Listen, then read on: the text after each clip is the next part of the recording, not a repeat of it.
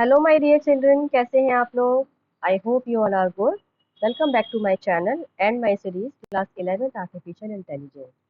Children, last video में हमने unit 1 की फर्स्ट पार्ट पे डिस्कशन किया था। Now in this video we will discuss about the domain of AI and this is the second part of unit 1। तो video start करते हैं। अगर आपको वीडियो अच्छी लगे तो चैनल सब्सक्राइब करना ना भूलना और वीडियो को लाइक ज़रूर करना एंड शेयर ज़रूर करना सो दैट बाकी बच्चों के पास भी वीडियो पहुंच सके। ओके, तो फटाफट से स्टार्ट करते हैं। So in this video we are going to discuss about the domain of AI. Okay, so in the domain of AI we will discuss about computer vision, NLP and data science, right? First we need to know that what is the meaning of domain of AI. Domain is a branch, okay, branches of AI. So we actually are going to discuss about the branches of AI. AI की कितनी branches होती हैं, that means के AI के through हम जो एक AI machine बना रहे हैं, मशीन लर्निंग के थ्रू AI मशीन बना रहे हैं, तो मशीन लर्निंग के लिए डेटा का इनपुट, डेटा के एनालिसिस, डेटा का आउटपुट किस किस फॉर्म में अलग अलग टाइप के डेटा पर होता है, अलग अलग टाइप से एनालिसिस होती है, अलग अलग टाइप से प्रोसेसिंग होती है। तो उसके बेस पे हमने तीन फील्ड के अंदर, तीन डोमेन्स के अंदर एआई को डिवाइड किया हुआ है। तो first domain is computer vision, second domain is NLP and third domain is data science. तो one by one we will discuss all these three. Okay, so computer vision, जैसा कि इसके नेम से क्लियर है, विजन, विजन का meaning होता है जो चीज हमको दिखती है, और वो दिख किसको रही है, कंप्यूटर को। ओके, हम अगर कुछ चीज देखते हैं तो वो हमारा विजन होता है, लेकिन यहाँ पर हम कंप्यूटर को कुछ चीज दिखा रहे हैं, उसको हम कुछ विजन दिखा रहे हैं। तो कंप्यूटर का जो विजन है, ऑब्वियस सी बात है, अगर हम देखते हैं तो हम किससे देखते हैं, आईज से देखते हैं। अब कंप्यूटर की आईज क्या होती है, कैमरा होता है ना। कंप्यूटर कैसे देखेगा, कैमरे से देखेगा। तो कंप्यूटर विजन के अंदर बेसिकली जो एक इनपुट हमारा लिया जाता है वो लिया जाता है कैमरे के थ्रू। ठीक है, कैमरे के थ्रू मैं इसलिए कह रही हूँ कि या तो हमारे पास ऑलरेडी डाउनलोडेड इमेजेस हो, अगर इमेजेस नहीं है, इमेजेस जो डाउनलोडेड भी है वो इमेजेस कभी ना कभी तो ली गई होंगी, कहीं ना कहीं से तो ली गई होंगी, तो वहाँ कैमरा ही यूज हुआ होगा। ओके, तो विजन यानी कि जो हमारा कंप्यूटर की आंखें हैं वो हमारा कैमरा है। तो उसके लिए जो हमारा डेटा का टाइप है वो क्या है, इमेजेस एंड वीडियो। इनपुट का टाइप है कैमरा, बट जो डेटा का इनपुट है, इनपुट डेटा कौन किसके थ्रू हो रहा है, इमेजेस और वीडियोस के थ्रू। ठीक है, इमेजेस और वीडियोस को कि making what is computer vision, computer vision is making a machine able to see and understand through images and visual data. तो इस डेफिनेशन को हम समझेंगे एक प्रैक्टिकल के थ्रू कि किस तरह से मशीन अंडरस्टैंड करती है, देखती है इमेजेस को, विजुअल डेटा। ओके, तो ये हमारा एक पोर्टल है टीचेबल मशीन का, इसकी लिंक डिस्क्रिप्शन बॉक्स में दी हुई है। इसके ऊपर पहले भी एक वीडियो अपलोड की थी, वो आप चेक कर सकते हैं चैनल के ऊपर। एंड इसको एक बार दोबारा से हम डिस्कस करेंगे because today we are discussing computer vision. Okay, then here we have two option to give input of images in the machine। हम कैमरे के थ्रू वीडियो कैप्चर कर सकते हैं या फिर ऑलरेडी इमेजेस को अपलोड कर सकते हैं। Okay, so I'm uploading the images here। I'm defining this class as dog and this class as cat। Okay, हम मशीन को इमेजेस दिखा के लर्न करा रहे हैं कि कौन सी इमेज कैट है और कौन सी इमेज डॉग है। तो इसके सैंपल्स हम यहाँ से देंगे। ऑलरेडी मैंने इसकी इमेजेस स्टोर कर रखी है। Then I just browse the image, यहाँ स्टोर हो चुका है। Now for cat,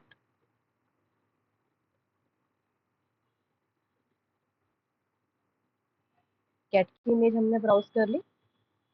okay, now we will train the model.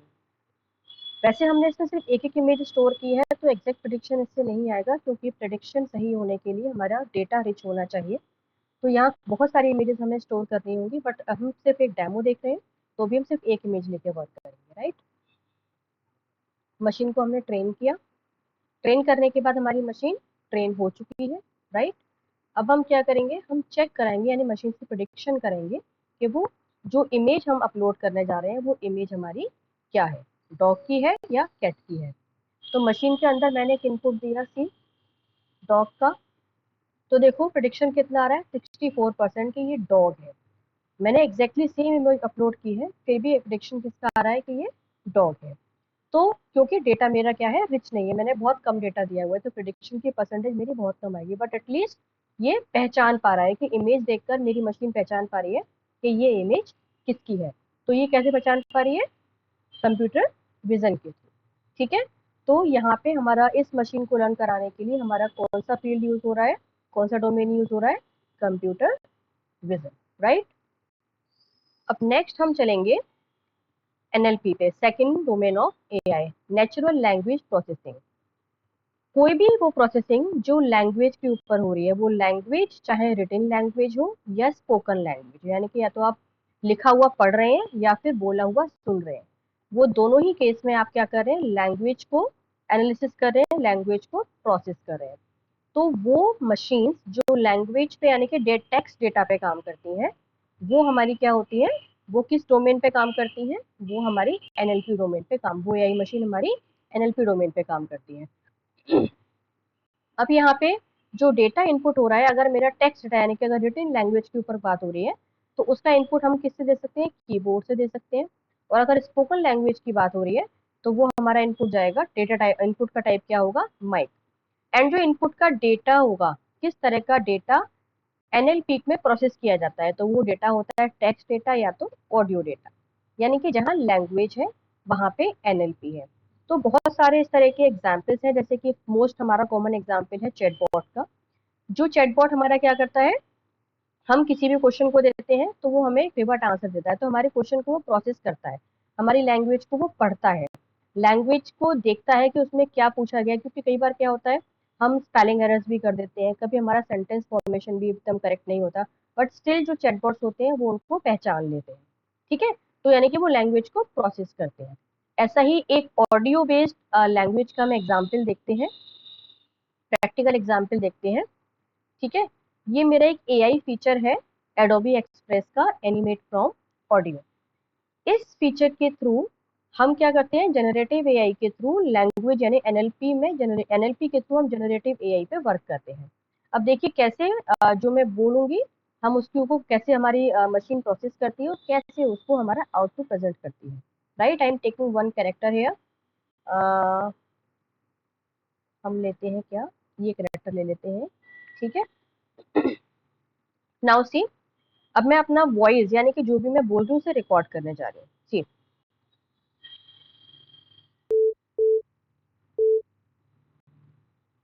Recording मेरी स्टार्ट हो चुकी है, अब मैं जो भी बोल रही हूँ वो इसमें रिकॉर्ड हो रहा है।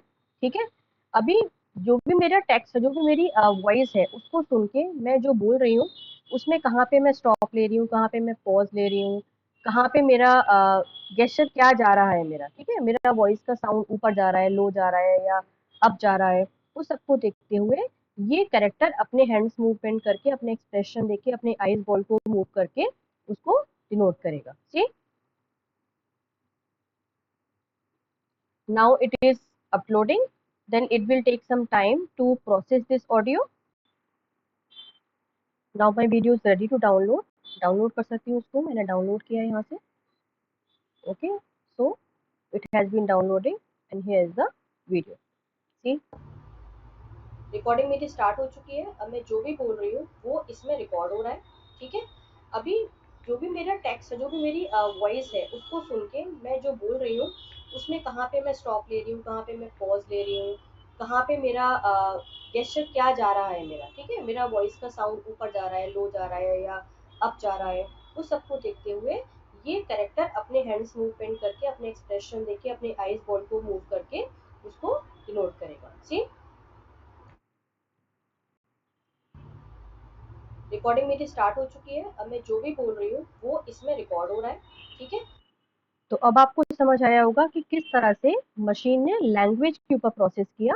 तो इस तरह का जो भी हम जनरेट करवा रहे हैं मशीन के through, that comes under NLP. Okay, now moving to the third one, third field of the AI, that is data science. Data science एक ऐसा डोमेन है एआई का जिसमें हम डेटा के ऊपर काम करते हैं।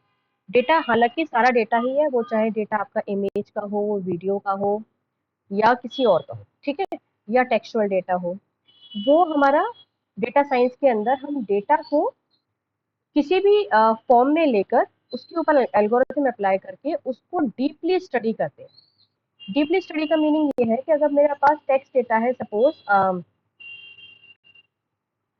मुझे किसी हाउस का, किसी फ्लैट का प्राइस प्रेडिक्ट करना है कि कितना हो सकता है, कितना कॉस्टिंग इसकी आ सकती है।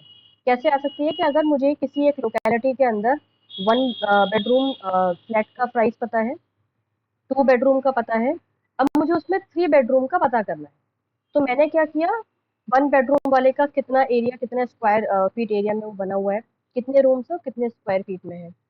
सेकंड जो हमारा 2 BHK है, उसमें कितने स्क्वायर फीट में, कितने रूम्स का हमारा फ्लैट बना हुआ है। तो उस रेशो के हिसाब से 3 BHK वाले में जितने स्क्वायर फीट का मेरा एरिया है, तो उसकी कॉस्टिंग कितनी जाएगी। यानी कि 3 BHK का कॉस्टिंग लेने के लिए मैंने बाकी के जो 2 डेटा मेरे पास थे उससे एनालिसिस करके थर्ड का प्रिडिक्ट कर दिया। हो सकता है कि थोड़ा बहुत उससे ऊपर हो या थोड़ा बहुत उससे लो हो, एग्जैक्टली वो निकले जरूरी नहीं है।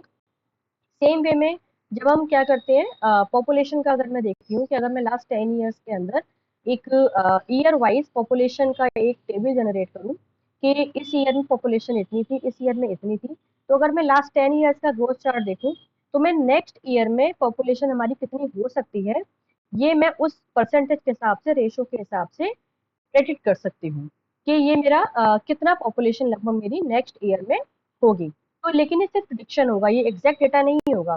तो ये प्रिडिक्शन हमें कैसे मिलता है, प्रीवियस डेटा को स्टडी करके। तो इस तरह की पूरी एनालिसिस, पूरी स्टडी हमारी आती है डेटा साइंस डोमेन के अंदर। ठीक है, ये 3 डोमेन हमने इसमें पढ़े हैं, NLP, CB and data science. इसके बाद नेक्स्ट वीडियो में इन तीनों को हम इंडिविजुअली अलग अलग डिटेल में पढ़ेंगे, इनके बारे में और जानेंगे। ठीक है, so wait for the next video, and till then, if you like the video, then please subscribe the channel, like the video, share the video, and yes, do not forget to click on the notification button.